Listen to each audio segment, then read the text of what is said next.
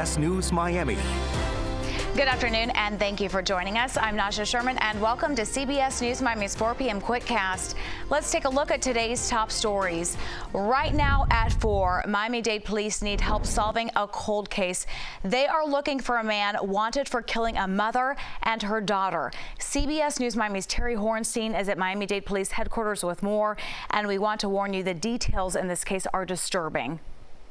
This story is absolutely horrific. It involves sexual abuse, the murder of a mother and a toddler, and 2 sisters who were there for it all.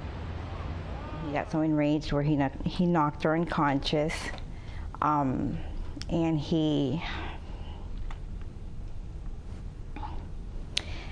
knocked her unconscious, and he put her in a bag, and he went outside and he threw her in the dumpster. And that was the last time I saw my baby sister. Gloria Hampton was about 4 years old when she remembers her father killing her younger sister. Her memories vivid of that day and of the last time she saw her mother, Nilsa Padilla, alive in 1985. The altercation led him to taking a bag of bottles and he beat her with it. And then the next thing I remember was being outside, and I remember he was trying to dig, because I guess he put her in a bag. Her mother's body found off of Key Biscayne, where the family had been staying in a camper. But no one was able to connect the crime to the family until Gloria and her sister came forward and told police what happened in 2012. Based on the information that was being provided, and ultimately came up with this case. And then obviously the DNA confirmed that Gloria was in fact, that the remains that we had were in fact Nilsa.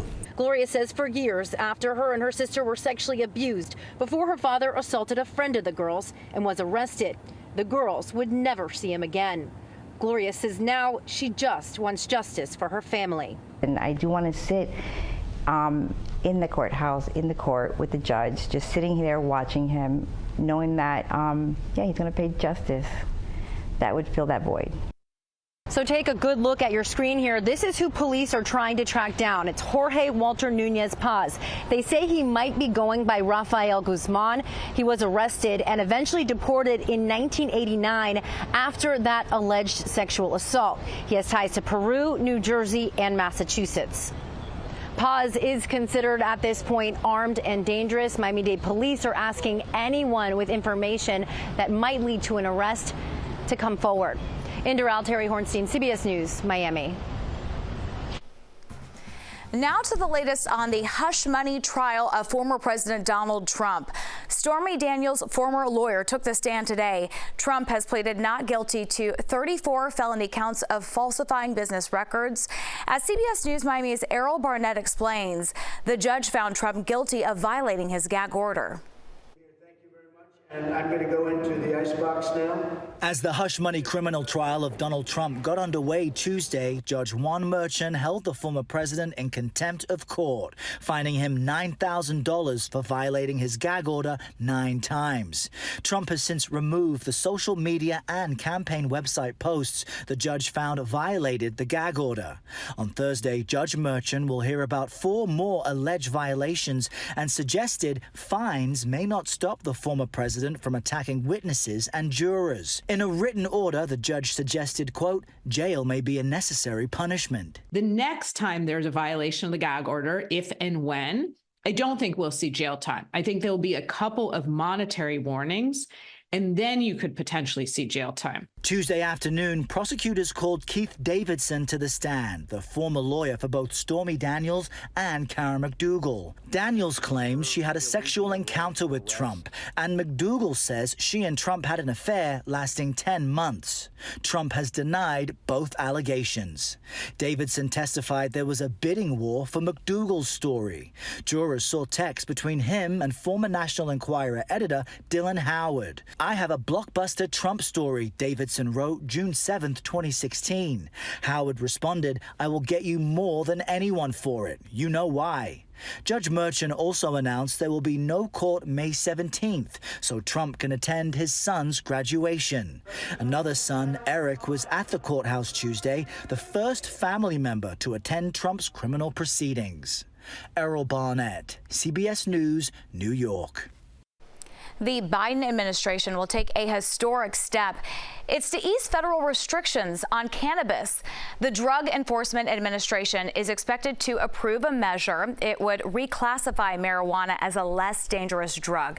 This would allow researchers to study the benefits of marijuana use and lessen restrictions on it. The fate of recreational marijuana in Florida will be decided in November. Broward County Public Schools are looking to make some big changes. Under one proposal, 3 elementary schools would close. Under a much more aggressive plan discussed, it would involve shutting down 42 schools. The district will hold 6 more of these town halls. The next one is tonight at 8. There will also be one tomorrow at Dillard High School. Always alerting, always tracking. This is Next Weather. And taking a live look outside at downtown Miami, it's overcast and it has certainly been a rainy day across South Florida. So how long will it last? Next weather meteorologist Cindy Pressler joins us with the look ahead.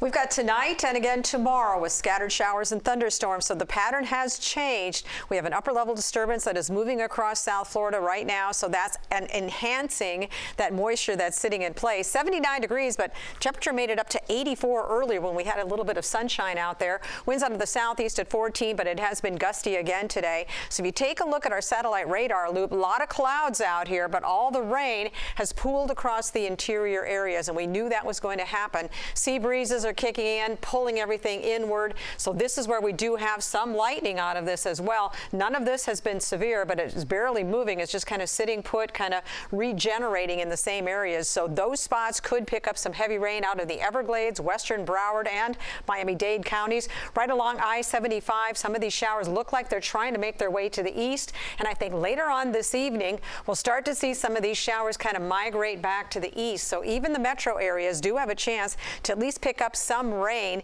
in the next few hours as these showers begin to move just a little bit. For the time being, it's going to be over the Everglades. That's where we're going to pick up the heaviest rain, and down here across the Keys. These little showers a little bit further south earlier. These little showers kind of sitting up in just to the north of the Keys as well. So a rainy afternoon into this evening. We'll time this out 5 o'clock, and then notice how they begin to move by 5, 6, 7 o'clock this evening.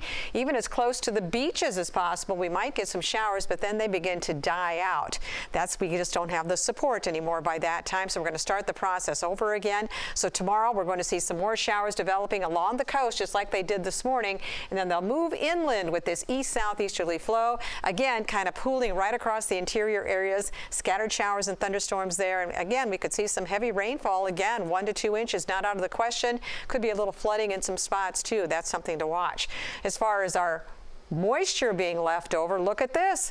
We could see fog tomorrow morning because of the moisture left over. That's something to watch. I don't think the metro areas will have that big of a problem. It'll be inland. So winds today, gusty, a little bit less wind tomorrow, but still that east-southeasterly flow. That's going to continue for the rest of the week as well. So showers and thunderstorms again tomorrow. Then it dries out for a couple of days, and our temperatures are pretty much going to stay right where they are at this point. We're going to stay in the mid-80s, which is about right where they should be at this time of the year. Tomorrow, good chance for rain, then that backs off. Still a chance for an isolated shower for the next few days.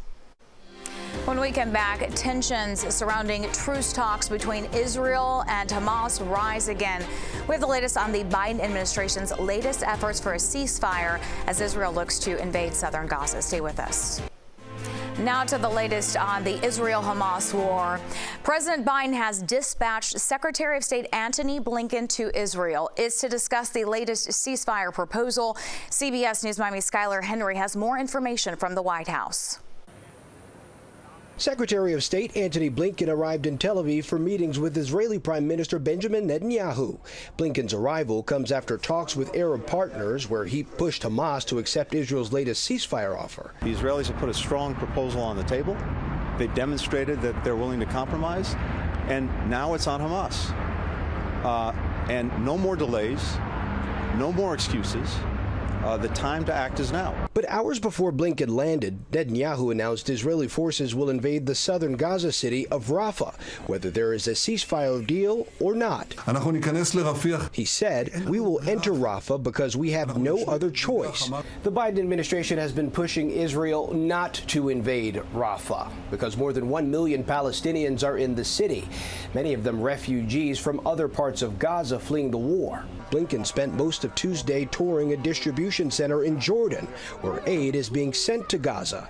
The U.S. is also close to completing a port in Gaza to deliver aid directly to the war-torn region. We have our maritime corridor that we've been working on that I'd say about a week from now we'll be ready to go. And Tuesday, Chef Jose Andres announced his World Central Kitchen is resuming operations in Gaza to deliver warm meals. The charity had suspended operations there after an Israeli airstrike killed 7 workers. Skylar Henry, CBS News, the White House. A major escalation in the protests at Columbia University. Demonstrators have broken into a building on campus. Social media footage shows dozens of masked protesters. You can see there they used hammers to break into and overtake Hamilton Hall. It's a building at Columbia University. This happening just before 1 a.m. The group can be seen running around and placing chairs and tables in front of doors.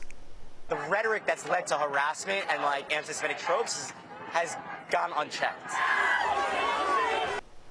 School officials say those tents need to be cleared out to prepare for graduation ceremonies on May 15th. Students say they have no plans to move until their demands are met or they are physically removed. Happening today, parents listen up. Today is the last day to enroll your children in the Florida Prepaid College Plan. The program offers several options for your child's higher education. Prices vary dependent on the program, from $39 a month to $134 a month. Options for dorm rooms are also available for an additional monthly cost. Sisters Helping Heroes, or Sheroes, are joining together to help local veterans in our area. And today, the Sheroes worked alongside United Way of Broward County and Farm Share Florida. It's to distribute food to veterans in need. The event was a kickoff for the Sheroes Food Pantry. Organizers say it's a way to say thank you and support our veterans.